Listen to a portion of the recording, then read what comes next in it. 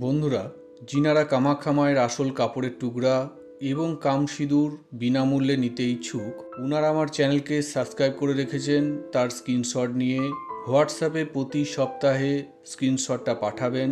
লটারির মাধ্যমে একজন ব্যক্তিকে প্রতি সপ্তাহে কামাখ্যা মায়ের আসল কাপড় এবং কামসিঁদুর প্রদান করা হবে। কামাখ্যা মায়ের অরিজিনাল কাপড়ের টুকরা এবং কামসিঁদুর দিয়ে বিভিন্ন ধরনের বশীকরণ, ব্যবসা এবং চাকরিতে উন্নতি করার উপায়গুলো বিজয়ী ব্যক্তিকে আমি ওনার হোয়াটসঅ্যাপের মাধ্যমে ওনাকে শিখিয়ে দেব।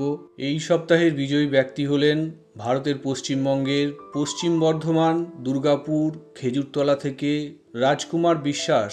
আজকের ভিডিওতে আপনাদেরকে জানাবো আপনার পরিচিত অথবা অপরিচিত কোনো ব্যক্তি কি উদ্দেশ্য নিয়ে আপনার কাছে আসছে বা কি উদ্দেশ্যে আপনার সঙ্গে যোগাযোগ করছে, অথবা উনার কোনো রোগ ব্যাধি হয়েছে কিনা সেগুলো আগে থেকেই আপনি জানার জন্য এবং তার রোগ ব্যাধি নিরাময়ের জন্য কি করণীয় সেটাই আজকের ভিডিওতে আপনাদেরকে শেখাবো।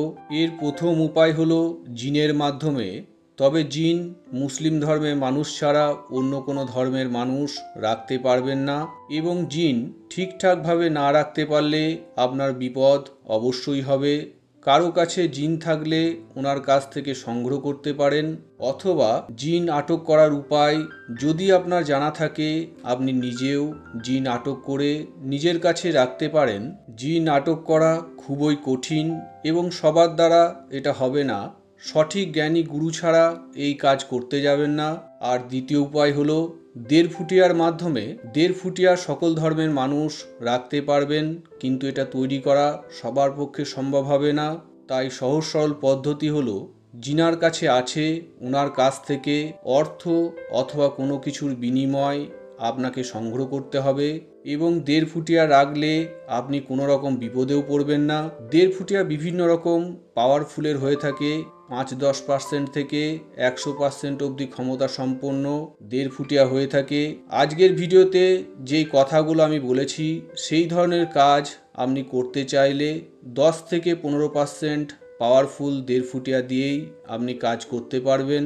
দেড়ফুটিয়া সম্বন্ধে জানতে চাইলে আমার চ্যানেলে অলরেডি ভিডিও দেওয়া আছে, সেগুলো দেখতে পারেন। তৃতীয় উপায় হলো চণ্ডালের হাড় জাগিয়ে সেটার মাধ্যমে জানার উপায়।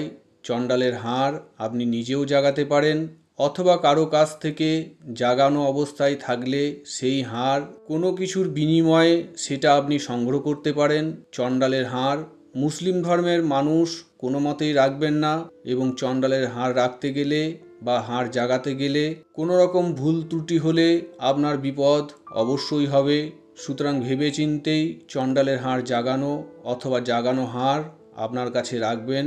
চতুর্থ উপায় হলো ভূত অথবা প্রেতাত্মার মাধ্যমেও আপনি কোনো ব্যক্তি কি উদ্দেশ্যে আপনার কাছে আসছে এবং তার কোনো রোগ ব্যাধি হয়েছে কিনা শুধুমাত্র এইটুকুই জানতে পারবেন।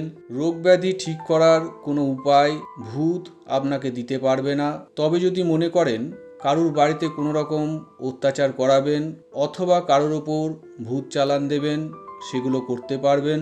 ভূত অথবা প্রেতাত্মা এটাও রাখা খুব রিস্কের। সাধনার মাধ্যমে অথবা কারো কাছে আছে ওনার কাছ থেকেও আপনি নিতে পারেন। ভূত প্রেতের অনেক রকম ভাগ আছে এবং এদের শক্তি বাড়ানো অথবা কমানো যায়। তবে ভূত প্রেত রাখার আগে ভালো করে চিন্তা ভাবনা করে নেবেন, কারণ কোনো রকম সুযোগ সুবিধা পেলে ওরা আপনার ক্ষতি অবশ্যই করবে।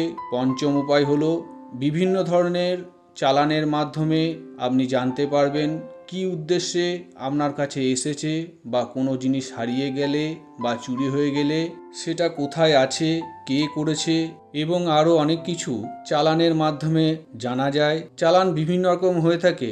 কোন কাজের জন্য আপনি কোন ধরনের চালান ব্যবহার করবেন সেটা আপনার গুরুই আপনাকে শিখিয়ে দেবে। অলরেডি অনেক ধরনের চালানের ভিডিও আমার চ্যানেলে দেওয়া আছে।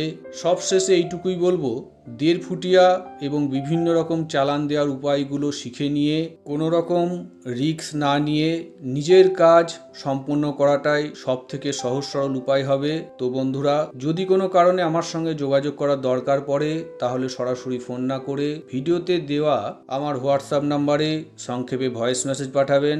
নমস্কার, জয় মা কামাখ্যা।